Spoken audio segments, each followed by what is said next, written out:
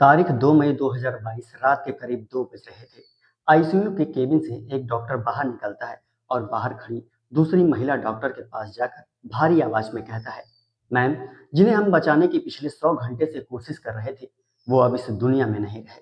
इतना सुनते ही वो महिला डॉक्टर पूरी तरह सुन्न पड़ जाती है और कुछ देर के बाद वो भारी कदमों से डॉक्टर के पास जाती है और कहती है, डॉक्टर साहब, इनके अलावा मेरे पास जीने का कोई नजरिया, कोई रास्ता नहीं था। अब मैं जीकर क्या करूंगी। इसके बाद वो महिला अपनी कार निकालती है और सीधे शहर के एक मशहूर ब्रिज पर पहुंचती है और वहां से छलांग लगा देती है। जब अगली सुबह अखबारों में और सोशल मीडिया के जरिए शहर वालों को यह पता चलता है कि उनके शहर की सबसे जानी मानी डॉक्टर ने अपनी जान कुछ इस तरह से दे दी, तो हर कोई सन्न रह गया। लोगों को यकीन ही नहीं हो रहा था कि जो कहानी वो सुन रहे हैं वो हकीकत है या कोई कोरी कल्पना। प्यार और मोहब्बत के आपने बहुत से किस्से सुने होंगे, लेकिन मैं दावे के साथ कह सकता हूं कि ऐसा किस्सा आपने अपनी जिंदगी में कभी नहीं सुना होगा और शायद ना कभी सुनेंगे। नमस्कार दोस्तों, आज की जो सच्ची घटना मैं आपको सुनाने जा रहा हूँ वो मध्य प्रदेश की राजधानी भोपाल की है। एक ऐसी घटना जो आपको यह सोचने पर मजबूर कर देगी कि क्या आज के कलयुग में भी कोई किसी से इतनी बेइंतहा मोहब्बत और इतना ज्यादा लगाव कर सकता है। यह कहानी भोपाल के कमला नगर इलाके स्थित चूना भट्टी की है। इस इलाके में एक बेहद सम्मानित डॉक्टर दंपति रहा करते थे। पति का नाम था डॉक्टर पराग पाठक, जो हड्डियों के डॉक्टर होने के साथ साथ एक मेडिकल कॉलेज में प्रोफेसर भी थे। उनकी पत्नी डॉक्टर प्रीति झारिया, जो खुद एक महिला एवं बाल रोग विशेषज्ञ थी और वो भी कॉलेज में पढ़ाती थी। डॉक्टर पराग की मां डॉक्टर शोभा भी एक जानी मानी बाल रोग विशेषज्ञ हैं। यानी कि यह पूरा परिवार ही डॉक्टरों का परिवार था। इस परिवार को पूरा भोपाल इनके नाम से जानता था। डॉक्टर पराग के पिता एक डिप्टी कलेक्टर थे, जिनका बहुत पहले ही देहांत हो चुका था। डॉक्टर पराग और डॉक्टर प्रीति की शादी साल के 2018 में हुई थी और दोनों को कोई संतान नहीं थी। लेकिन दोनों के बीच का प्यार ऐसा था कि जिसकी मिसाल दी जाती थी। जिंदगी बेहद खूबसूरत चल रही थी। लेकिन फिर आती है 28 अप्रैल 2022 की वो मनहूस सुबह। 28 अप्रैल 2022 सुबह के लगभग 9 बज रहे थे। अचानक डॉक्टर पराग के सिर में बेहद तेज दर्द उठता है और वो अपनी पत्नी को आवाज लगाते हैं, प्रीति, मेरे सिर में बहुत तेज दर्द हो रहा है। ऐसा लग रहा है जैसे कि मेरा सिर फट जाएगा। डॉक्टर प्रीति तुरंत पानी लेकर आती हैं और अपने पति को सांत्वना देती हैं, लेकिन दर्द कम होने के बजाय बढ़ता ही जा रहा था। हालत बिगड़ती देखकर डॉक्टर पराग खुद ही अपनी कार निकालते हैं और पत्नी के साथ अरेरा कॉलोनी के एक बड़े नेशनल हॉस्पिटल पहुंच जाते हैं। वहां पहुंचते ही जब डॉक्टरों ने जांच की तो पता चला कि डॉक्टर पराग को ब्रेन हैमरेज हुआ है और उनकी हालत बेहद नाजुक है। आनन फानन में उनकी सर्जरी की गई और उन्हें सीधा वेंटिलेटर पर शिफ्ट कर दिया गया। यह खबर सुनते ही डॉक्टर पराग की मां शोभा भी बदहवास हालात में अस्पताल पहुंच गई। उधर डॉक्टर प्रीति तो पहले से ही आईसीयू के शीशे के बाहर खड़ी थी और अपने पति को शीशे के पार से लगातार देख रही थी। अगले 100 घंटे तक डॉक्टर प्रीति उस आईसीयू के शीशे के आर पार अपने पति को वेंटिलेटर पर मौत की और जिंदगी से जूझते हुए देख रही थी। जब भी वो कोई डॉक्टर केबिन से बाहर आता तो डॉक्टर प्रीति बस एक ही सवाल पूछती, मेरे पति कैसे हैं, वो ठीक तो हो जाएंगे ना।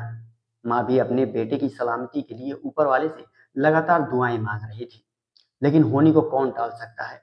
2 मई 2022 की रात लगभग 2 बजे डॉक्टर पराग अपनी हिम्मत हार गए और हमेशा हमेशा के लिए इस दुनिया को अलविदा कह गए।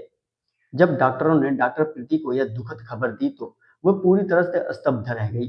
वो ना तो कुछ बोल पा रही थी और ना किसी से कुछ कहा सुन पा रही थी। वो बस आईसीयू के शीशे के पास खड़ी होकर अपने पति को निहारती रही। वहां खड़े खड़े उन्हें लगभग 2 घंटे बीत गए।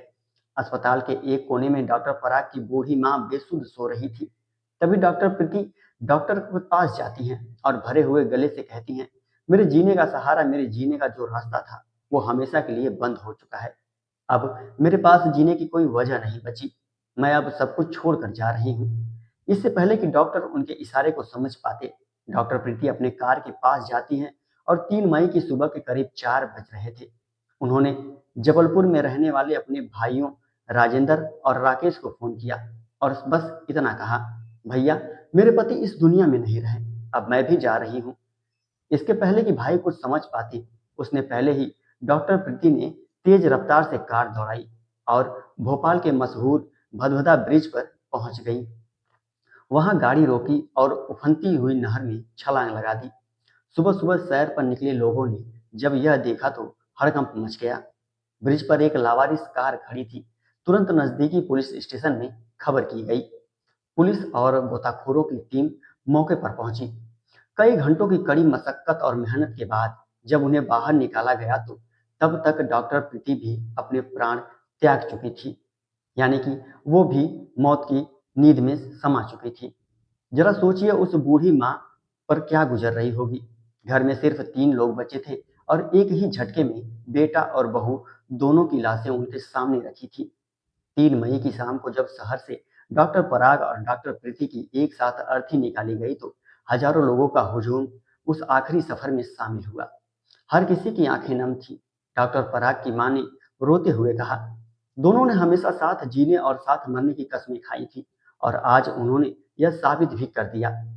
दोस्तों, किताबों और फिल्मों में सत्यवान सावित्री या हीर रांझा की कहानियां तो आपने बहुत सुनी होंगी, लेकिन आज के इस कलयुग में भोपाल के इस डॉक्टर दंपति ने जो किया, इसने सबको झकझोर कर रख दिया।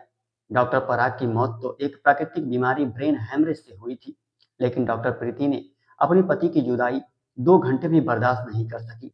शायद ऐसे बेइंतहा प्यार करने वाले आपको इस दुनिया में बहुत कम देखने को मिलेंगे।